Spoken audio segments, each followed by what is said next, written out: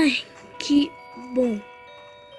Que bom, mais um dia, um dia de trabalho, como todos os outros. Ai, mas... pelo menos eu vou ganhar um dinheirinho, né? Não, vou desligar a TV.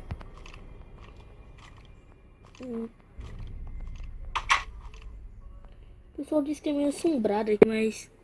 peraí, passou alguma coisa ali. Ai, meu Deus! Que isso, velho? Que é isso? Caramba. Bicho feio.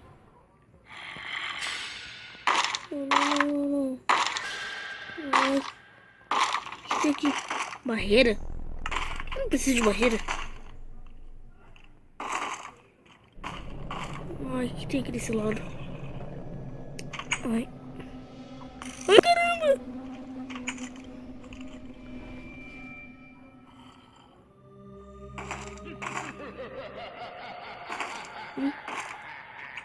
Não, fecha. Foi embora. Ai. Caramba. Mano, bem que o pessoal diz, velho, que é assombrado. Mas... ah. Saco. Sentar aqui na minha cadeira. Ai. Já é 2 da manhã. Ah, o velho tá vindo de novo.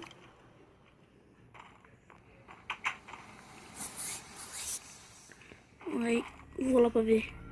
Ai, meu Deus, um morcego! Ai! Ai, caramba! Ai, quebra isso aqui. Ah! Ai! Saco. Dizer que essa TV tá gastando muita energia. Deixa ela aqui dentro.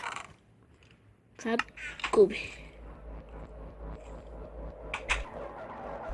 Tá aqui ainda? Não. Tá sim. Ai, caramba.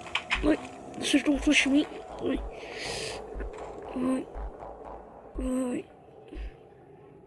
Tudo bem, vamos pensar que tá por isso não. Ai. Olha aqui. Caramba. Ai. Ah. Ai. Estou indo para 6 da manhã.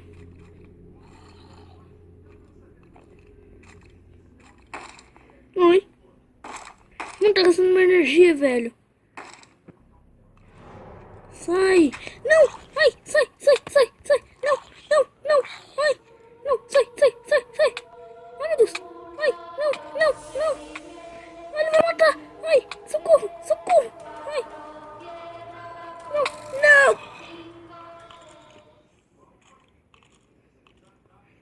E se você gostou do vídeo, deixa o like, gostei, se inscreve no canal se você não for inscrito. Isso aqui é só um videozinho, como se fosse um Five Nights at Freddy's. É, tipo, meio que... mais ou menos um Five Nights at Freddy's. E, mano, tipo, eu demorei pra fazer esse negócio aí. Que até fazer isso todo esse lugar demorou. Então, deixa o like, se inscreve no canal se você não for inscrito. Valeu, falou e fui!